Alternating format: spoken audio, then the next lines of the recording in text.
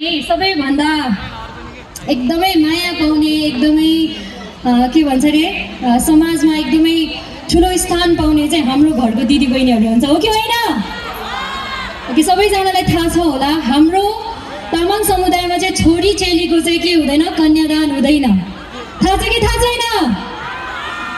थाहा छ है।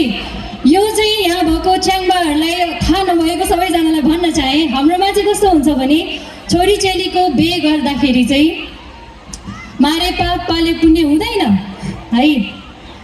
राम्रो घर गरी खान्छ मेरो छोरीले भनेर चाहिँ दिएर पठाएको हुन्छ। त्यसै गरी हाम्रो समुदायमा महिलाहरूलाई उच्च सम्मान गर्दै अर्को प्रस्तुति राखौँ है त।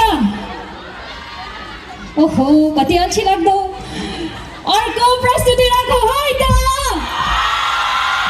यतिको चाहिँ चाहिन्छ है, किनभने म पनि भरतपुरकै बुहारी हो है।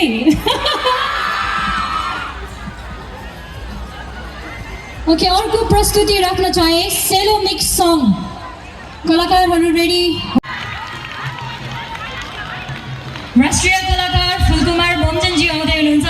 यहाँ भरतपुरमै धेरै आमाहरूले चाहिँ उहाँलाई चिन्नुहुन्छ, किनभने उहाँले थुप्रै ठाउँहरूमा चाहिँ आमा दिदीबहिनीहरू जम्मा गरेर डम्फुको तालिम दिँदै आइरहनु भएको छ। कतिजनाले सुन्नु पनि भएको छ होला। ओके, सबैजनाले फेरि एकताल जोरदार तालीका साथ उहाँहरूलाई स्टेजमा सम्मान गरौँ।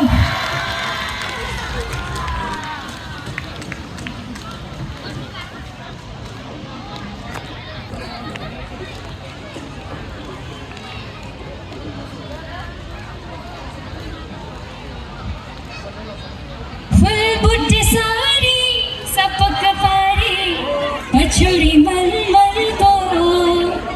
ओके, हामीसँग यसै गीतका गायक मार्मिक लामा पनि हामीसँग हुनुहुन्छ। उहाँलाई पनि अतिथि आसन ग्रहणमा जोड्न चाहे। कसले सुन्नु भएको छ? पूर्व सिलिङलिङ। कसले सुन्नु भएको छ? ओके, हामीसँग उहाँ पनि हुनुहुन्छ। हामीसँग अजय दोङ पनि हुनुहुन्छ। साथै खेप्पाले चञ्चर ल्याए छापा, यसै गीतका लेखक आदरणीय फुलकुमार बमजन मामा पनि हामीसँग हुनुहुन्छ भने तपाईँहरूलाई नचाउने हँसाउने रमाइलो गराउने जिम्मा चाहिँ आज उहाँहरूको छ है त। ओके, सुरुमा कसलाई बोलाऊँ?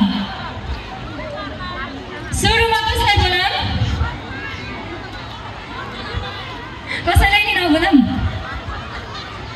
ल। तपाईँहरूबाट एउटा ठुलो आवाज आउनु पर्यो है त। कसलाई चाहिँ बोलाउन चाहनुहुन्छ है त? म सुनिरहेको छु। तपाईँहरू टाढादेखिबाट नाचगान हेर्न रमाइलो गर्न चाहिँ आउनुभयो। एउटा सानो कुरा मैले जानेको तपाईँहरूलाई भनौँ कि नभनौँ? फेरि भन्दाखेरि चाहिँ सानो मान्छेले भाषण गरे जस्तो होला, तर होइन है। मैले जानेको सानो कुरा तपाईँहरूलाई भन्न चाहन्छु। हामी तामाङ जातिहरूलाई चाहिँ कुनै समयमा मासिन्या मतवाली भनेर चाहिँ राखिएको थियो। तपाईँहरूलाई थाहा छ कि थाहा छैन? हामी सबैले सुनेको शब्द हो मासिन्या मतवाली। यो मासिन्या मतवाली भनेको चाहिँ के हो भनेर म तपाईँहरूलाई बुझाउन चाहन्छु। हुन्छ कि हुँदैन? ओके, कुनै एउटा समयमा चाहिँ राणाकालमा जङ्गबहादुर राणाले चाहिँ एउटा मुल्की ऐन लेखेर तामाङ जातिहरू चाहिँ मासिन्या मतवालीमा पर्छ भनेर लेख्नु भएको थियो अरे। त्यो मासिन्या मतवाली भनेको चाहिँ कस्तो जातिभित्र हामी पर्थ्यौँ भने हामीलाई चाहिँ काटे पनि मारे पनि कुनै पनि ऐनले चाहिँ हामीलाई नलाग्ने, हामीलाई के भन्छ अरे पुलिसले लगेर समातेर नलाने भनौँ न एउटा होइन, त्यस्तो कानुन थियो। मारे पनि हुने काटे पनि हुने, उनीहरूलाई मास्न मिल्ने भएर चाहिँ हामीलाई मासिन्या जातिमा राखेको थियो। त्यसै गरी मतवाली भनेको चाहिँ दिनभरि काम गर्यो अनि लास्टमा ज्याला चाहिँ के दिने थाहा छ? एक डब्बाका जाँड दिएर चाहिँ यिनीहरूको ज्याला आज दिनभरिको कमाइ तिमीहरूको यही हो भन्ने जातिबाट चाहिँ हामी पढ्छौँ। र यसरी हामीलाई राज्यले पनि मास्न खोज्दा हामी नमासिएको जातिको लागि एकचोटि सबैजनाले ताली बजाइदिनु होला, हल्ला गरिदिनु होला सम्पूर्ण तामाङ समुदायको लागि। ओके, यति भन्दै हाम्रो चाहिँ सांस्कृतिक कार्यक्रमलाई म अगाडि बढाउन चाहन्छु। अब रमाइलो गर्ने होइन त? पहिलो पटक देखेँ है, बसेर रमाइलो हुँदैन है, उठ्नुपर्छ। आँखे मेमे सबैजना उठ्नुपर्छ, पटुकी कस्नुपर्छ है त।